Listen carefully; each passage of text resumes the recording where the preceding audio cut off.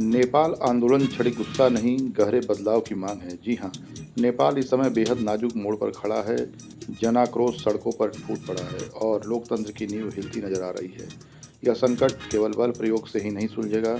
इसके लिए जरूरी है कि राजनीतिक संवाद को प्राथमिकता दी जाए, भ्रष्टाचार के खिलाफ ठोस कदम उठाए जाएं, अर्थव्यवस्था में सुधार किए जाएं और डिजिटल स्वतंत्रता का सम्मान किया जाए। हालांकि गुप्त ताकतों के षड्यंत्रों की चर्चाएं जरूर हो रही हैं, लेकिन आंदोलन की जड़ें घरेलू असंतोष में ही नजर आती हैं। विदेशी शक्तियां इसका लाभ उठाने की कोशिश कर सकती हैं, पर इसकी बुनियादी वजह जनता की लंबे समय से उपेक्षित मांगे हैं। नए शासन के सामने सबसे बड़ी चुनौती यह है कि वह हिंसक और नेता विहीन भीड़ के बीच से ऐसे प्रतिनिधियों की पहचान करे जिनसे बातचीत शुरू कर स्थिति को सामान्य किया जा सके। सेना की तैनाती ने राज्य व्यवस्था को पूरी तरह ध्वस्त होने से बचाया, लेकिन दीर्घकालीन समाधान तो केवल राजनीतिक संवाद से ही संभव है। भारत और चीन दोनों इस संकट को गहरी नज़र से देख रहे हैं। उनकी प्राथमिकता केवल स्थिरता बनाए रखना है, परिणाम को प्रभावित करना नहीं। यदि काठमांडू ने आंतरिक घावों को जल्द नहीं भरा तो नेपाल बांग्लादेश जैसी अस्थिरता की राह पर फिसल सकता है। फिर भी अपनी बहुलतावादी राजनीति और सशक्त नागरिक समाज की वजह से नेपाल के पास अब भी हालात को सुधारने के अवसर हैं, बशर्ते सुधारों को गंभीरता से लागू किया जाए। नेपाल में सामान्य स्थिति बहाल करने के लिए 4 प्रमुख स्तंभों पर आधारित रणनीति की जरूरत है: संवाद, भ्रष्टाचार पर प्रहार, आर्थिक नवीनीकरण और डिजिटल स्वतंत्रता का संरक्षण। सरकार, विपक्ष और आंदोलनकारियों के बीच संरचित बातचीत तुरंत शुरू होनी चाहिए। यह संवाद किसी तटस्थ मंच जैसे नागरिक समाज की मध्यस्थता से संभव है। बातचीत को औपचारिकता तक सीमित नहीं रखा जा सकता। इसमें ठोस समय सीमा और लागू किए जा सकने वाले परिणाम तय होने चाहिए। भ्रष्टाचार नेपाल की राजनीति की सबसे घातक बीमारी है।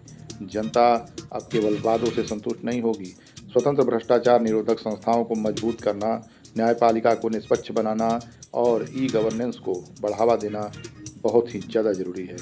सभी दलों के भ्रष्ट नेताओं पर सख्त कार्रवाई जनता को संदेश देगी कि सुधार केवल नारा नहीं बल्कि हकीकत है। लगभग हर वरिष्ठ नेता पर भ्रष्टाचार के आरोप लगे हुए हैं। कुशासन ने असंतोष चरम पर है। असमानता, जलवायु संकट और आपदाओं ने युवाओं को बड़े पैमाने पर पलायन को मजबूर कर दिया है। विश्व बैंक की रिपोर्ट के अनुसार नेपाल की 82% कार्यशक्ति असंगठित क्षेत्र में है, जो वैश्विक और क्षेत्रीय औसत से कहीं अधिक है। रोजगार सृजन खासकर युवाओं के लिए सबसे अहम है। बुनियादी ढांचे, पर्यटन और जल विद्युत में निवेश से संभावनाएं खुल सकती हैं। प्रत्यक्ष विदेशी निवेश आकर्षित करने और नौकरशाही की जटिलताओं को कम करने के लिए सुधार आवश्यक है। महंगाई पर नियंत्रण और खाद्य सुरक्षा भी प्राथमिकता में शामिल है। सोशल मीडिया पर प्रतिबंध ने युवाओं को सत्ता के बीच गहरी खाई उजागर की है। डिजिटल प्लेटफॉर्म केवल अभिव्यक्त का साधन नहीं बल्कि छोटे कारोबार और नवाचार के लिए जीवन रेखा है। इन्हें बहाल करना और भविष्य में सुरक्षा देना जनता का विश्वास वापस पाने के लिए अनिवार्य है। दमन के बजाय सरकार को साइबर साक्षरता कार्यक्रम और ऐसी नीतियां अपनानी चाहिए जो अफवाहों को रोके लेकिन स्वतंत्रता को न कुचले। नेपाल का यह संकट केवल एक फैसले से पैदा नहीं हुआ। भले ही सोशल मीडिया पर प्रतिबंध इसका तत्कालिक कारण था। 1990 में लोकतंत्र की बहाली और 2006 में राजशाही की समाप्ति ने जनता में उम्मीद जगाई थी, लेकिन रोजगार, पारदर्शिता और जवाबदेही में सरकारें बिल्कुल नाकाम रहीं। भ्रष्टाचार, भाई भतीजावाद और ठहरी हुई अर्थव्यवस्था ने लोगों को पूरी तरीके से निराश कर दिया। युवाओं के लिए यह प्रतिबंध केवल डिजिटल स्वतंत्रता पर हमला नहीं था, बल्कि शासकों द्वारा विफलताओं को छिपाने की कोशिश भी प्रतीत हुआ।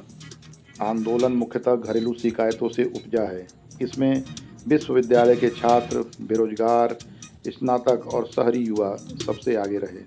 यह किसी स्थापित राजनीतिक दल के नियंत्रण में नहीं, जिससे यह तेज और अप्रत्याशित बन गया।